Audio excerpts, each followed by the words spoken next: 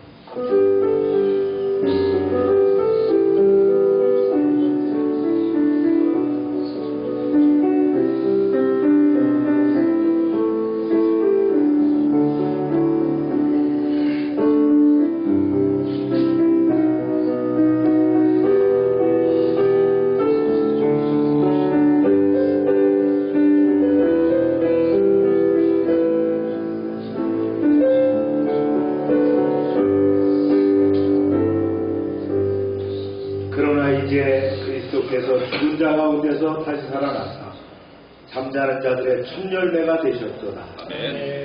사망의 한 사람으로 말미암았으니 죽은 자의 부활도 한 사람으로 말미암는도다. 예수 안에서 모든 사람이 죽은 것 같이 그리스도 안에서 모든 사람이 삶을 얻으리라. 아멘. 할렐루야. 살아계셔서 언제나 우리와 함께 하시는 주님을 찬양합니다. 아멘. 부활의 은총이 온 땅에 가득한 주일 아침에 모든 만물과 더불어 생명의 주인 되신 하나님을 찬양합니다. 홀로 영광받아 주시옵소서. 아멘. 죽은 지 사흘 만에 죽음을 이기고 다시 살아나셔서 첫 열매가 되신 예수님께 찬송과 영광과 존귀를 올려드립니다. 아멘. 오늘 예배하는 우리에게도 부활의 산 소망으로 충만하게 채워 주시옵소서. 아멘. 우리의 중심에 부활의 신앙을 굳건하게 세워주시는 성령님, 결실하며 흔들리지 않고 더욱 주님의 일에 힘쓰는 자가 되도록 저희 모두를 이끌어 주옵소서. 아멘. 사망 권세를 깨뜨리시고 부활하신 예수 그리스도의 이름으로 기원하옵나이다. 아멘.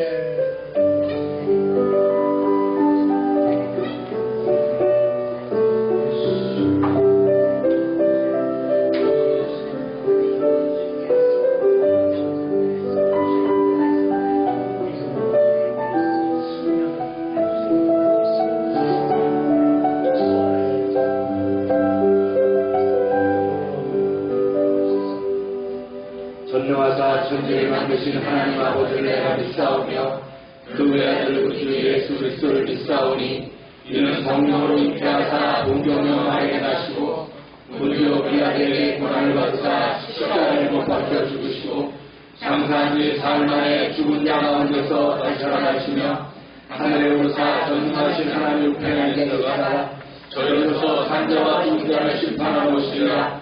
성령을 믿사오며 거룩한 공예와 성도가 서로 교통하는 것과 죄를 사해주시는 것과 몸이 하시는 것과 영원히 사는 것을 믿사옵나이다. 아멘. 자리에 앉으시기 바랍니다. 은근한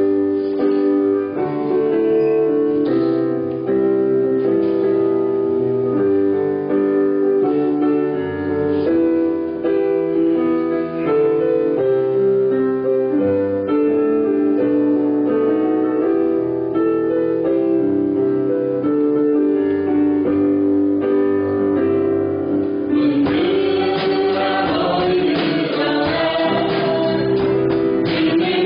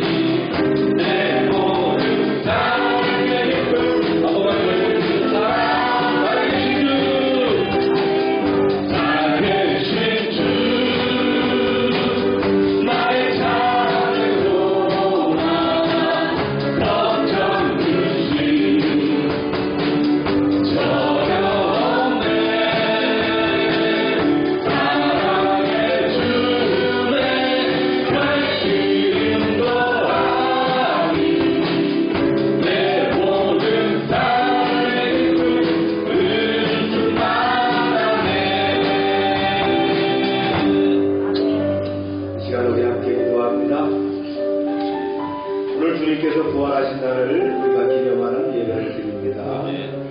부활은 우리의 소망이며 기쁨입니다. 부활의 주님이 계시기 때문에 우리는 앞으로 부활한다는 그 소망 가운데 살게 됩니다. 주님을 기억하면서 기도해 주시고요. 또 여러분들의 기도의 제목들 기도하시기 바랍니다. 주여 하고 기도합니다. 주여!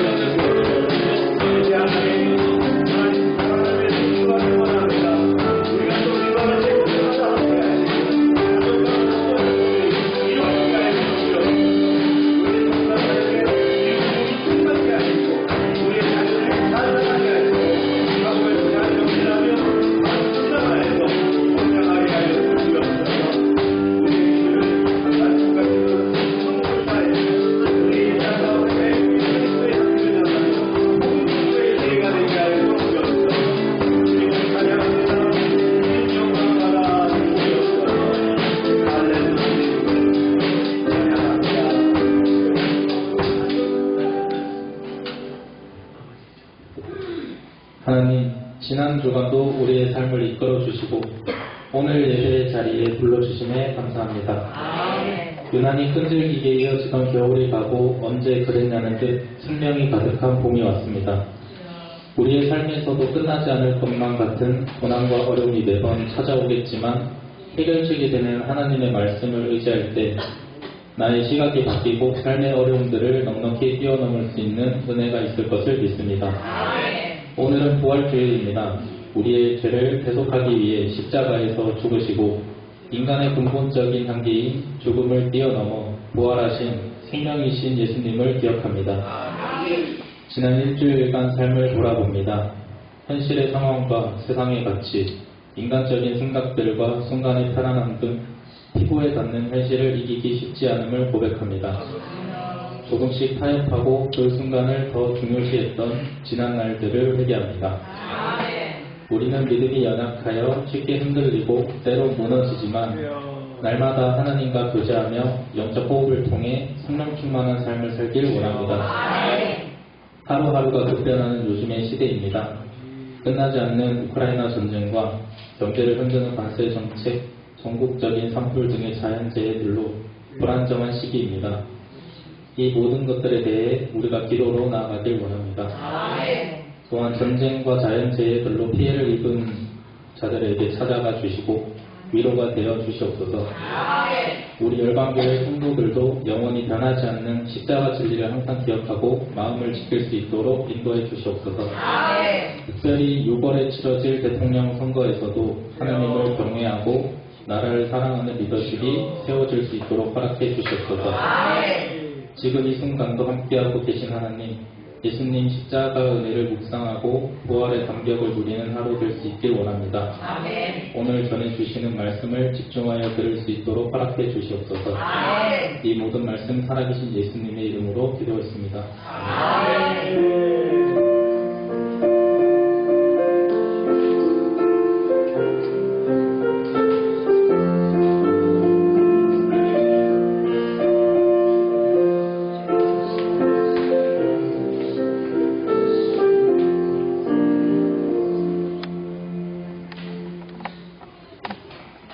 광고 시간입니다.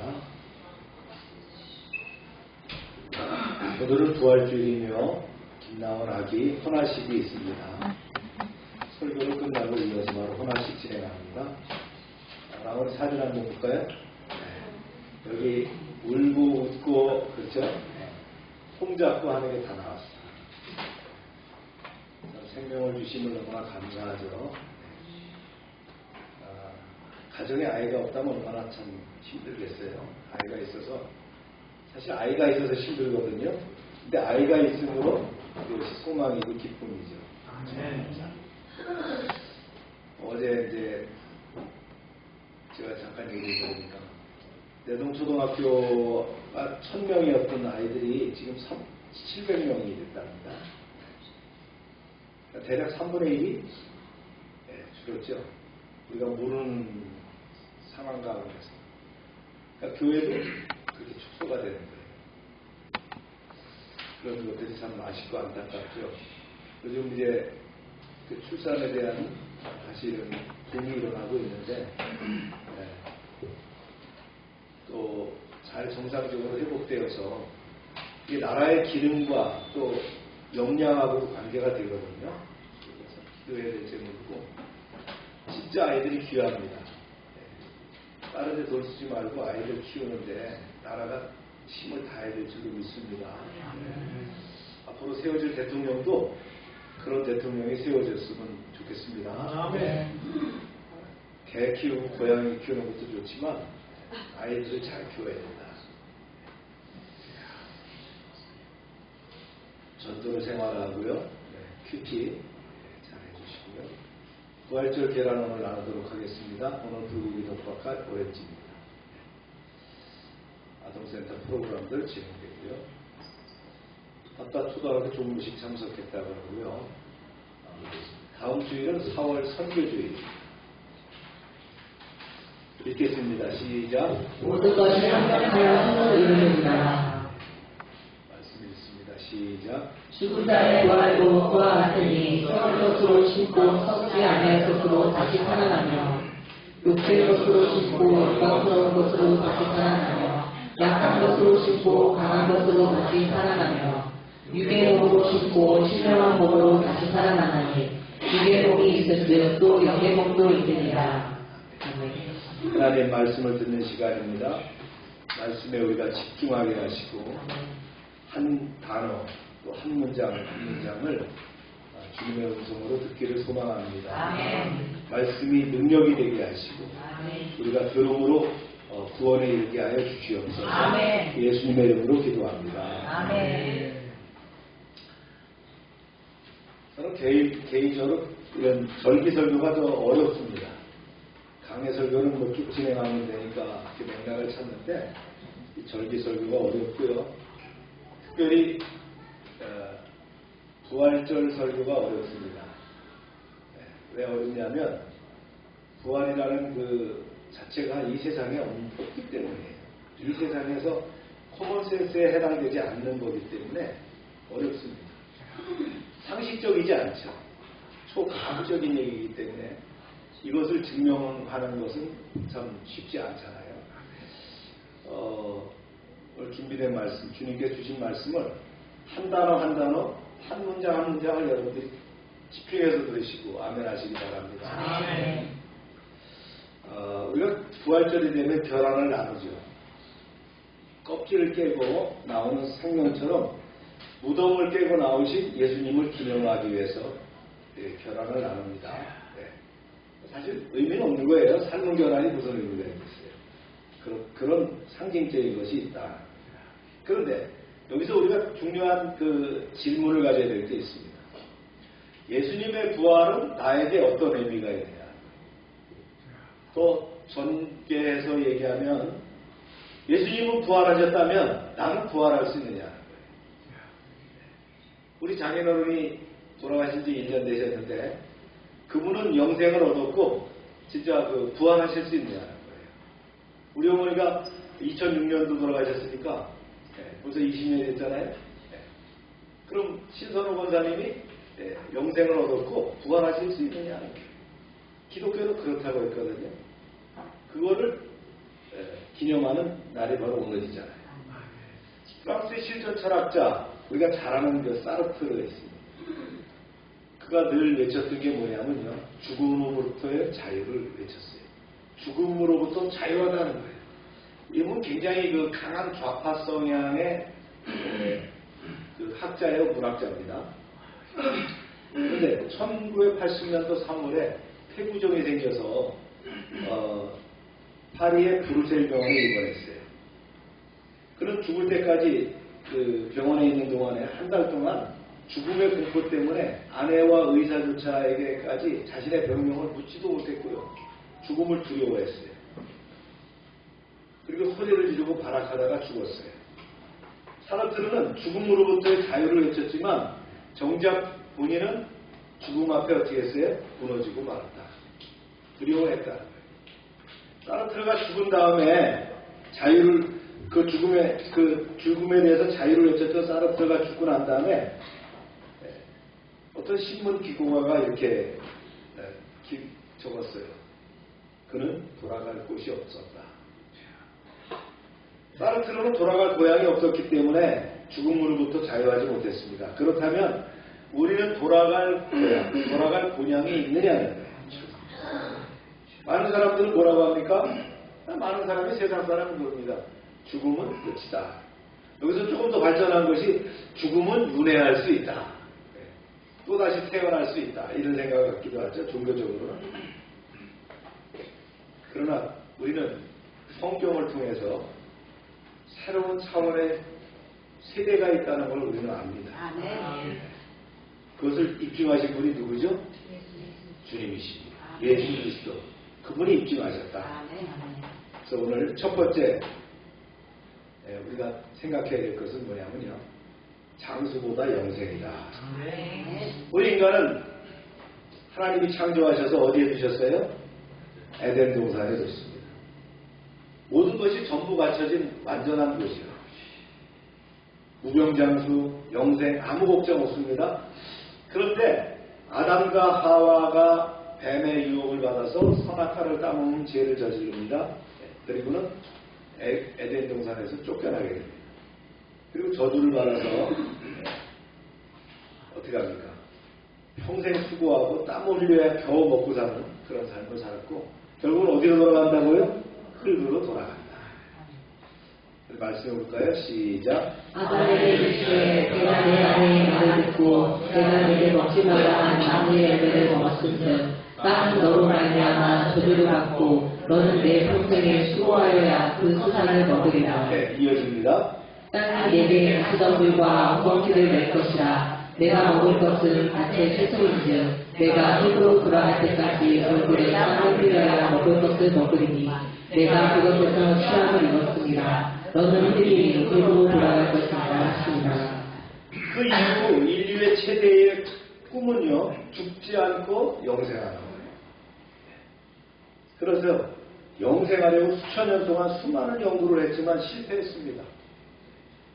진시황은 많은 사람들을 보내가지고요, 불로초를 구해오라고 했어요. 그래서 동방까지 보내서 뭐 인삼이 불로초다 뭐 이런 말도 하고 하는데 하여튼 불로초는 없습니다. 그래서 영생이 안 되니까 어떻게 장수하고 싶었다는 거예요. 그래도 오래 사는 게 안 낫겠는가. 그래서 장수를 위해서 온갖 연구와 노력을 다합니다. 근데 건강하게 장수하는 것은 쉽지가 않죠. 요즘 뭐 장수에 대한 연구가 많습니다. 저속노화 뭐 이래갖고요. 천천히 늙어가는 그렇게 운동을 어떻게 하며 먹는 걸 어떻게 하느냐. 바이오 산업도 많이 발전했습니다. 줄기세포를 말이죠. 통해서 우리의 생체를 배양해가지고 이식하고 나가죠. 또 줄기세포 주사를 맞는 등 뭐 여러 가지 그 노력을 합니다. 누구시죠? 네. 1920년생 그 김영석 교수님. 105세? 그렇죠? 네. 우리 나이로 뭐 106세. 우리 어머님 1920년생이셨어요. 어머님이 아마 생전에 계셨다면 이제 105세. 원래는 국민약골이었답니다. 부인도 2003년에 사별했는데 아직도 지팡이 없이 말이죠. 사회활동하시면서 강연도 다니시면서 건강하게 살고 있는데 보통 사람이 이렇게 살 수가 없죠. 2003년에 아내가 타결을 했다고 그러는데 사별했는데 그럼 몇 년 됐어요 벌써? 20년이 넘도록 혼자 사셨는데 제가 그 생각도 해봤습니다. 이걸 잘 살았다고 할 수 있나 이 생각도 해봤습니다. 그렇죠? 혼자 남는다는 건 참 굉장히 참 큰 스트레스여 힘든 과정이 아니겠어요?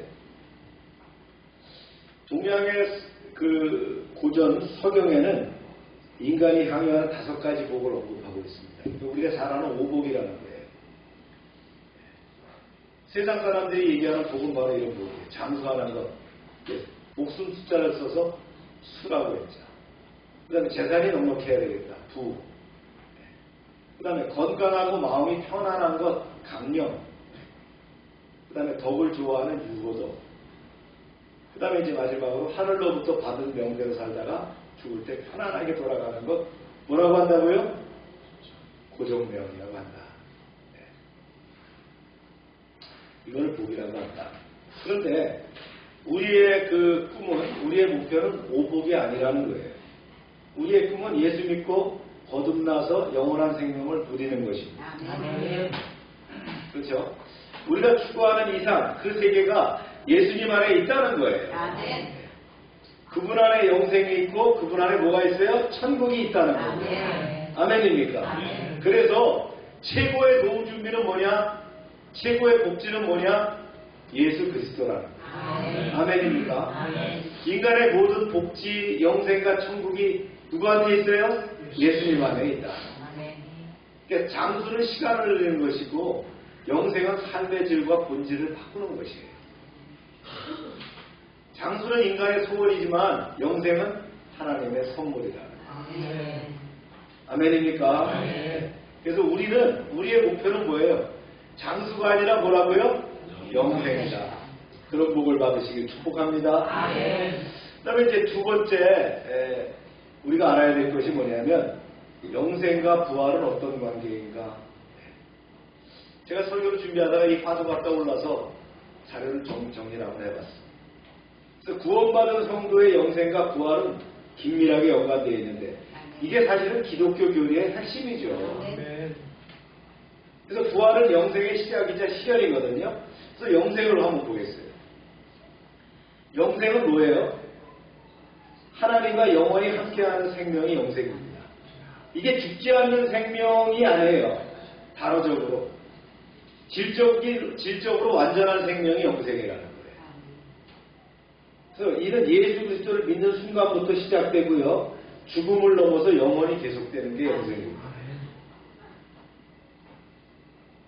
말씀 한번 볼까요? 예수님 뭐라고 하셨나? 시작. 내가 진실로 너에게 이르노니 내 말을 듣고 또 나 보내신 이를 믿는 자는 영생을 얻었고 심판에 이르지 아니하나니 사망에서 생명으로 옮겨내리라. 네. 영생은 행위가 아니라 뭐예요? 믿음으로 받은 선물이다. 그렇습니다. 내가 열심히 운동하니까 저속노화 음식을 먹으니까 영생할 것이다. 아닙니다. 네. 그래도 뭐 생명의 수완을 장수할 수 있도록 시간을 늘릴 수 있지만 영생은 안 돼요. 이건 주님이 주셔야 돼요. 주님이 주시는 선물이 있어야 됩니다. 할렐루야. 주님은 영생을 뭐라고 정의하셨나? 보세요. 시작. 영생은 곧 유일하신 참 하나님과 그가 보내신 자 예수 그리스도를 아는 것이니라. 영생은 어떻게 된다고요? 네. 그를 아는 거예요. 보세요. 영생은 믿음으로 받는 거예요. 네. 주님을 믿음으로 받는 거예요. 주님을 영접해야 영생을 받는 거예요. 그 다음에 은혜로 주어져요. 이거 공짜예요. 네. 그 다음에 예수 안에 있는 생명을 공유하는 겁니다. 예수님이 가지신 그 영원한 생명을 내가 믿음으로 공유하는 거예요. 그리고 영생은 믿음으로 받고 변화된 삶으로 확신하는 이것이 영생이다. 여러분 영생이라는 컨셉을 정확히 아시길 바랍니다. 네. 세상에서 찾을 게 아니에요. 어디 안에 있다면 주님 안에 있다. 할렐루야. 그럼 부활은 뭐냐? 부활은 죽은 몸이 다시 살아나는 것, 이게 단순한 소생이죠. 그런 것들이 아니에요. 영광스러운 몸으로 변화되는 거예요. 죽었다가 살아나는 것만이 아니고요. 뭐라고요? 우리가 죽었다 살아나는 뜻도 있죠. 그걸 소생이라고 얘기하잖아요. 부활이라고 하는 것은 영광스러운 몸으로 변화되는 것이다. 바울은 이렇게 정의했어요. 시작. 우리의 낮은 몸은 자기 영광의 몸의 형체와 같이 변하게 하시리라. 네, 주님이 입으셨던 그 부활체와 같은 몸으로 변화되는 거예요. 그러니까 예수님처럼 죽어도 썩지 않고 영원한 몸으로 다시 사는 것. 네, 이것을 뭐라고 한다? 네, 부활이라고 한다. 부활과 영생과 부활의 관계를 한번 표로다가 제가 정리해봤어요. 영생은 예수 믿는 순간 시작됩니다. 내가 예수 믿고 구원받으면 영생이 시작되는 거예요. 부활은 언제 시작돼요? 마지막 날에 완전히 실현되는 거예요. 그 다음에 이 영생은 영혼의 생명이에요. 영혼의 생명. 언제부터 시작한다고요? Now this time. 내가 예수 믿고 구원받은 지금부터 시작되는 거예요. 네, 지금도 우리는 영생을 받은 거예요. 영생을 선물로 받았단 말이에요. 아멘입니까? 그런데 부활은 어떻게 해요? 몸의 생명이다. 미래에 일어날 몸의 생명이다. 옆 사람이 부활했습니까? 영생했습니까? 예, 부활하면 안 됩니다. 예, 그건 반칙입니다. 예, 영생은 없다. 근데 영생은 죽어도 끊어지지 않는 거예요. 예. 부활은 뭐예요? 죽은 몸도 다시 생명을 얻는 거예요. 그럼 화장하면 안 됩니까? 화장하는 것과 관계없습니다. 네, 그걸로 변화되는 거 아니니까요. 그런데 우리가 또 뒤에서 얘기할게요. 그 다음에 영생은 영혼이 하나님과 함께하는 것이라면 부활은 부활 후에 영혼과 몸이 영원히 하나님과 함께하는 거예요. 이제 제가 영생과 부활을 정리해드렸죠. 그래서 영생은 현재의 선물이지만 부활은 장차 누릴 완성된 영생이라는 거죠. 구원받은 성도는 이미 영생을 소유했고 부활을 통해서 그 영생이 몸까지 완성된 겁니다. 영생은 씨앗이라는 부활은 꽃이 피는 순간입니다. 영생은 뭐라고요? 씨앗이라는 거예요. 씨앗이 뿌려졌을 때 이미 생명이 시작되지만 꽃이 피어야 완전한 모습으로 변화된다. 드러난다. 할렐루야. 우리는 믿음으로 이러한 축복을 받은 줄로 믿습니다. 이제 세 번째 마지막 단락인데요. 우리의 이제 확신이 주님의 부활이 나의 부활이다. 바울은 육체의 부활을 부인하는 자들이 죽어서 어떻게 다시 살며 만약 부활한다면 어떤 몸의 상태를 지니게 되는가라는 의문을 파종의 원리, 또 대표성의 원리를 가지고 고린도전서 15장에다가 언급을 했어요. 오늘 말씀이죠. 네, 읽어봅니다. 시작. 누가 우리를 죽은 자들이 어떻게 다시 살아나며 어떠한 도구로 오느냐 하리니 어리석은자여 내가 뿌리는 씨가 죽지 않으면 살아나지 못하겠고 또 내가 뿌리는 것은 장래의 형체를 뿌리는 것이 아니요 다만 미리나 다른 것의 알맹이 뿌리로되 하나님이 그 뜻대로 그에게 형체를 주시되 각 종자에게 그 형체를 주시느니라. 네. 어려운 말씀은 아닌데 쉬운 말씀은 아니에요. 먼저 바울은 새로운 열매를 맺기 위해서는 각 식물의 씨앗이 땅에 떨어져 죽어야 가능하듯이 인간의 육체의 부활도 죽음의 과정을 필연적으로 거쳐야 한다는 거예요. 죽어야 부활합니다. 네. 그럼 엘리야는 어떻게 됐습니까? 이렇게 묻을 거 아니에요. 엘리야는 어떻게 됐을까요? 네? 엘리야는 산채로 갔잖아요. 그죠? 그런데 참 재밌는 거는요. 예, 주님과 어디서 만났죠? 변화산에서 만났잖아요. 하늘로부터 누가 내려왔어요? 엘리야와 누가 내려왔어요? 모세가 내려왔고 예수님과 토의를 했어요. 그죠? 그러면 제가 궁금했어요. 야, 그럼 엘리사는 부활한 거야? 여러분 어떻게 봅니까? 부활체를 입고 내려왔을까? 엘리사는? 모세는 부활했을까요? 제가 AI한테 물어봤어요. 챗GPT한테 물어보니까 뭐라고 답변하냐면 챗GPT가 엘리야는 부활한 게 아니라 현현해서 내려버렸다는 거예요. 기록이 없으니까. 네. 모세도 역시 부활체를 입었다기보다는 현현으로 본다. 이렇게 답변합니다. 맞는지 안 맞는지 저도 모르겠어요. 네. 그러나 하여튼 우리가 알고 있는 인간의 한계로서는 그렇게밖에 알 수 없다. 심기운 씨앗이 새로운 형태의 식물로 만들어내듯이 부활 이전의 육체의 상태와 이후 상태는 분명히 다르다는 걸 말씀하는 거예요. 부활이면 다르다는 거예요. 씨를 뿌리는 것은 사람이지만 씨 안에 뭐가 있어요? 그 DNA가 있는 그 생명이 있잖아요. 이것을 주신 이는 누구예요? 하나님이시잖아요. 그래서 밀에는 뭐가 있어요? 밀의 생명력이 그 안에 있어요. 보리는 보리의 생명이 거기에 있다. 우리도 마찬가지입니다.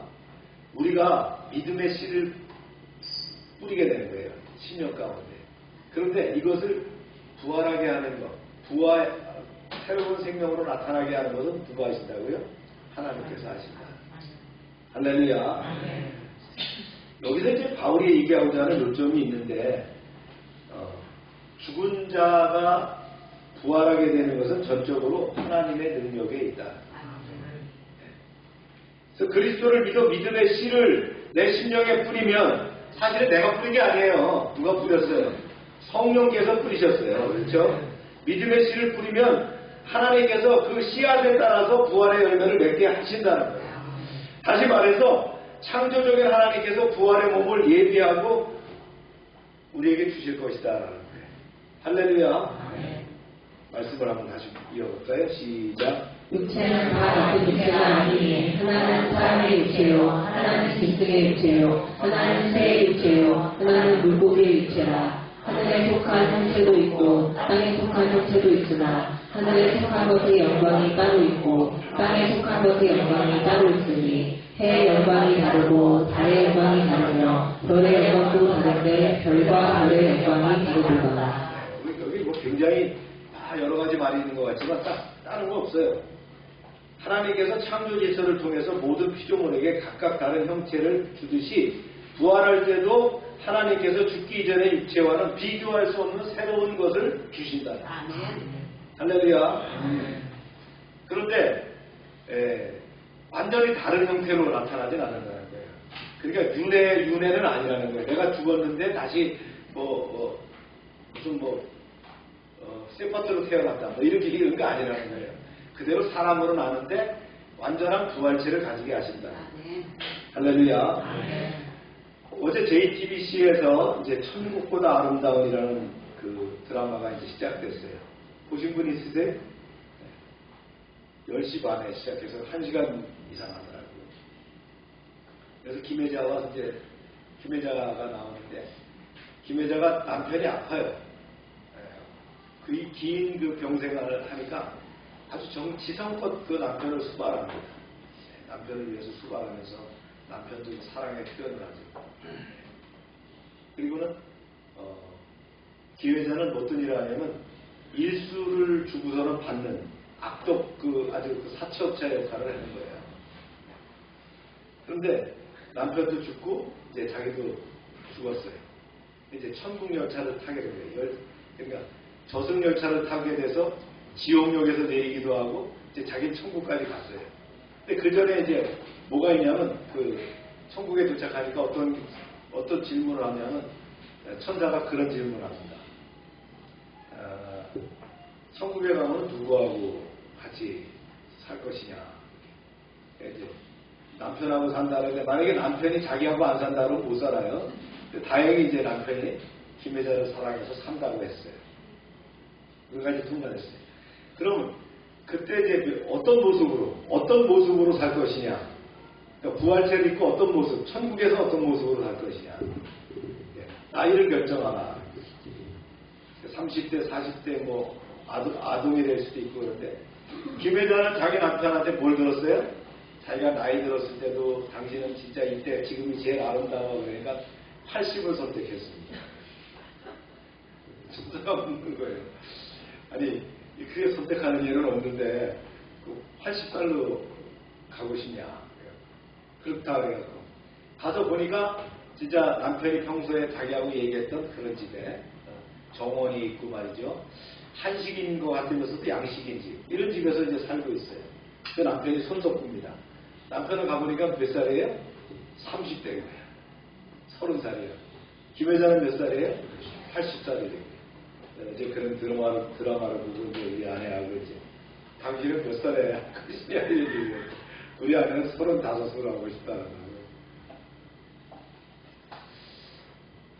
거예요. 여기서 이제 제가 이 이야기를 왜 하냐면요. 하나님께서 죽기 이전의 육체와는 비교할 수 없는, 그렇죠. 비교할 수 없는 완전한 몸으로 부활하게 되게 합니다. 그건 하나님의 주관적인 역사입니다. 믿으십니까?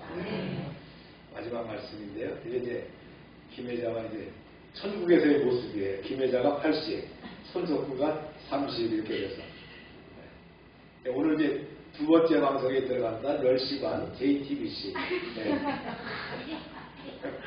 자, 읽겠습니다. 시작. 죽은 자의 부활도 온과 같으니 썩을 것으로 씻고 썩지 아니할 것으로 다시 살아나며 육될 것으로 씻고 역광스러운 것으로 다시 살아나며 악한 것으로 씻고 강한 것으로 다시 살아나며 육의 몸으로 씻고 신령한 몸으로 다시 살아나느니 육의 몸이 있은즉 또 영의 몸도 있으니라.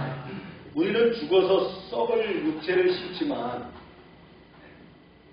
예수님은 부활의 몸, 새롭고 영화로운 육체로 다시 살아나게 하신다. 감사하죠? 네, 이 땅에서 장애가 있었건 질병이 있었건 어떤 상처가 있었건 깨끗하게 정리해 주신다. 새로운 몸, 완전한 몸으로 이렇게 한다. 그 다음에 욕된 것으로 심지만 영광스러운 것으로 나오게 한다. 그리고 우리가 죄인의 몸으로 허물도 많았지만 타락한 모습으로 심었지만 영광스러운 모습으로 다시 살게 하시는 것이다. 그 다음에 약한 것으로 심는 거예요. 병든 것으로 심고 늙어서 걷지 못하고 음식도 제대로 씹지 못하는 약한 몸으로 심었지만 강한 몸, 부활의 몸으로 다시 살아나게 합니다. 할렐루야. 예수님은 우리가 이 세상에 살아가는 동안 필요했던 육의 몸으로 심지만 우리는 우리 부활을 통해서 신령한 몸으로 난다는 거예요. 이걸 뭐라고 했어요? 네, 육의 몸과 영의 몸이라고 말씀하셨다. 이걸 표로 만들어 보면 이렇습니다. 썩을 것으로 심는데 썩지 않을 것으로. 이게 부활은 뭐라고요? 부활은 회복이 아닙니다. 뭐라고요? 변화라는 것이요. 이게 유한함에서 영원함으로 변화된 거예요. 이게 영생으로 변화되는 거잖아요. 그런데 완전하게 변화시켰다. 그 다음에 욕된 것으로 심었는데 영광스러운 것으로. 그래서 하나님은 수치를 영광으로 바꾸시는 분입니다. 이미 십자가를 통해서 어떻게 해요? 우리의 제사함의 요청을 받았잖아요. 죄의 흔적이 없는 거예요.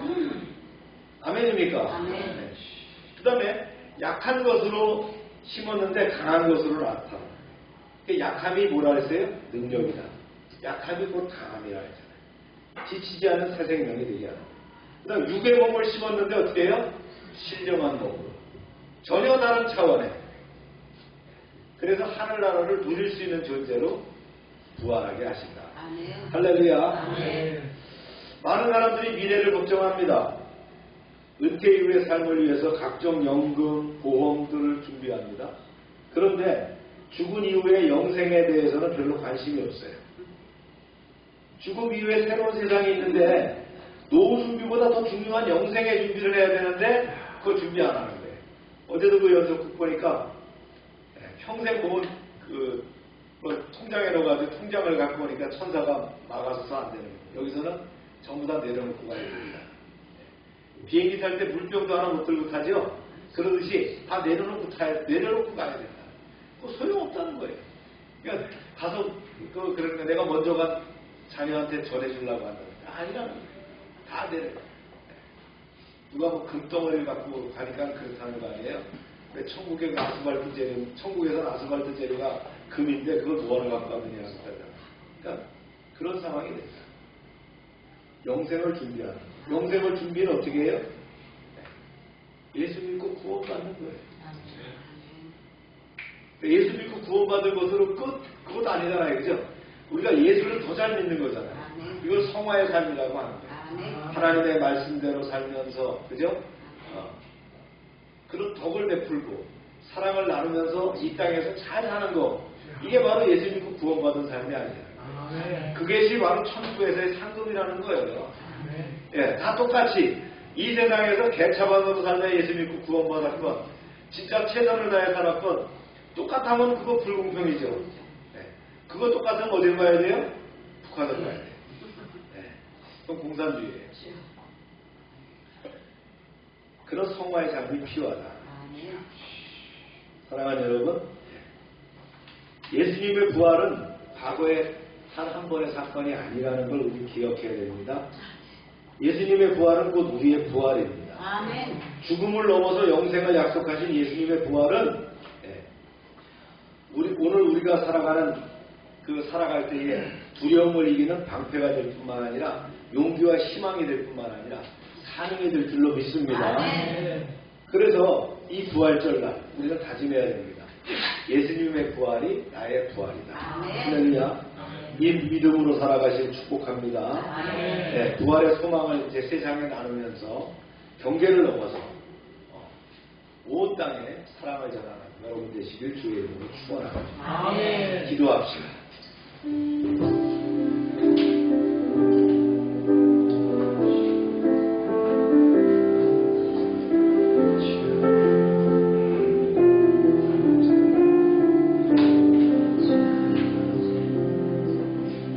죽음을 이기고 부활하신 예수 그리스도를 찬양합니다.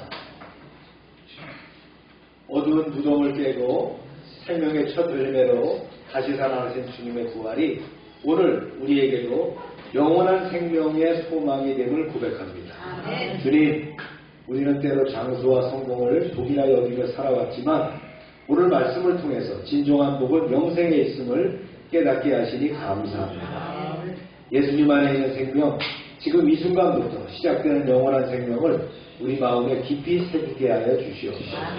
주님의 부활, 우리도 씨앗처럼 심겨질 때가 있음을 압니다. 눈물 속에 살아가는 시간도 있고 무력하게 느껴질 때도 있지만 주님께서 심겨진 인생은 반드시 다시 살아날 줄로 믿습니다. 지금 우리의 고난과 눈물이 헛되지 않게 하시고 부활의 능력 안에 날마다 세워지게 하여 주시옵소서. 주님, 이 생명의 복음을 이제 우리도 나누고 싶습니다. 가족과 친구에게, 아직 주님을 모르는 이웃에게 부활의 소망을 전하는 자가 되게 하여 주시옵소서. 두려움과 무관심, 모든 경계를 넘어서 부활의 증인으로 살게 하여 주시옵소서. 이 부활의 아침에 다시 고백합니다. 예수님의 부활이 곧 나의 부활입니다. 이 믿음으로 오늘을 살게 하시고, 이 믿음으로 세상을 섬기게 하시고, 이 믿음으로 영원한 생명을 누리게 하여 주시옵소서. 강력하게 손을 이루시는 하나님, 주님의 섭리와 주관하심이 온전한 신앙 안에서 감당치 못할 시험을 이기며 승리하게 하여 주시옵소서. 예수님의 이름으로 기도합니다. 다 같이 이제 헌화식 진행할까요? 헌화식은 간단히 요약해서 말씀드리면 가정과 교회가 연합해서 아이를 잘 키우겠다라고 하는 그런 세레모니입니다. 그래서 그 예가 있었죠. 예수님을 하나님께 드리는 예가 있었어요. 원하시는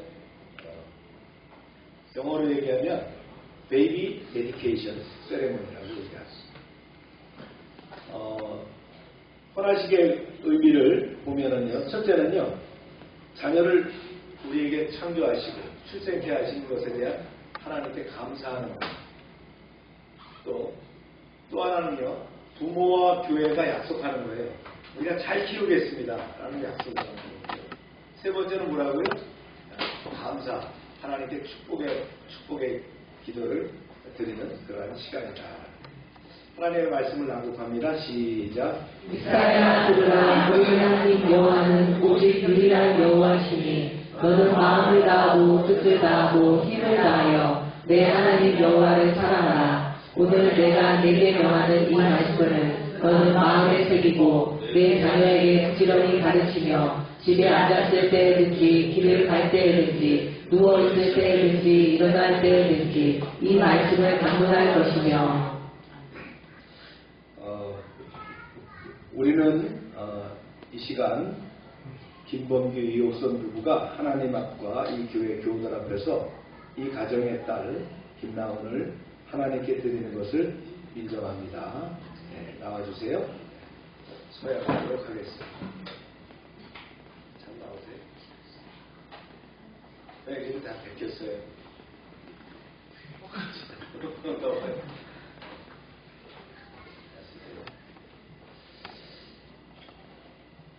부부는 여러분의 딸을 주님께 바치는 데 있어서 하나님의 은혜와 교회의 협력을 의지하고 자녀에게 기독교 신앙의 진리를 가르치며 자녀 앞에서 그리스도인의 모범을 보이며 주님의 교훈과 훈계를 양육하며 성령의 인도하심으로 그리스도를 자기의 구세주로 받아들이도록 독려할 것을 서약하십니까? 네. 우리 이제 회중에게 묻겠습니다.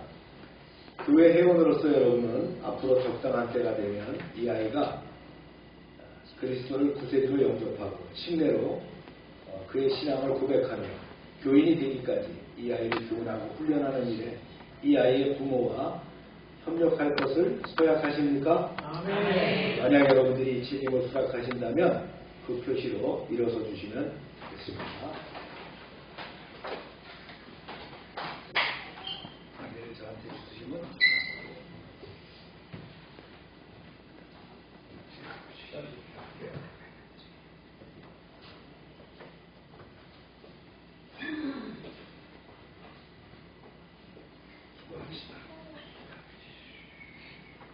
생명의 주 하나님, 이 아이를 잉태하여 태어나게 하시고 건강하게 자라게 하시는 은혜를 감사드립니다.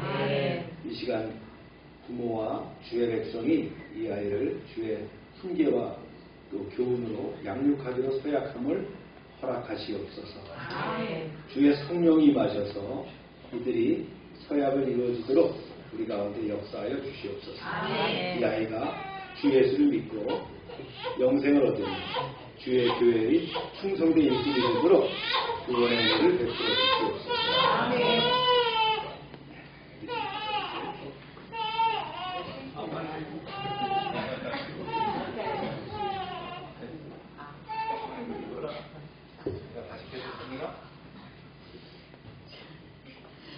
자비하신 주님, 이 아이를 주의 진리와 사랑으로 인도하셔서 건강하고 지혜롭게 성장하여 하나님께 영광을 돌리는 아이가 되게 하여 주시옵소서. 주 예수님의 이름으로 기도합니다. 아멘. 네. 신물 한번 보세요. 돌아서서 보여주세요. 네. 박수.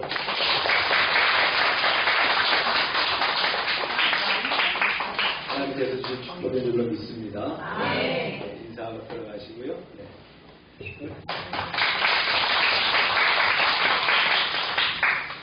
네, 앉으십시오. 수고 있겠습니다. 애기가 단단해요. 애기가 지났는데.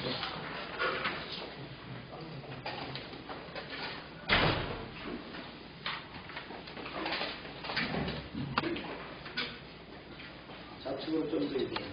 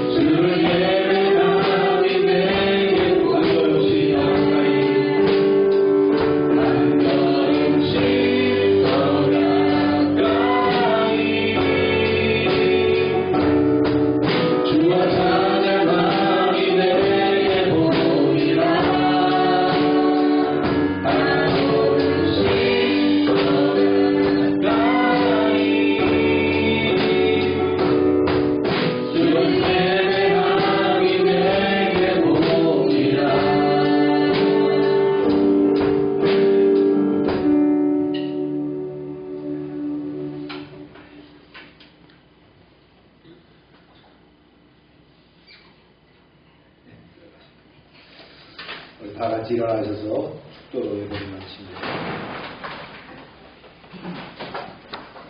배 아프신 분은 아픈 데 손을 대고 기도합시다. 하나님 이 시간 치료를 위해서 기도합니다.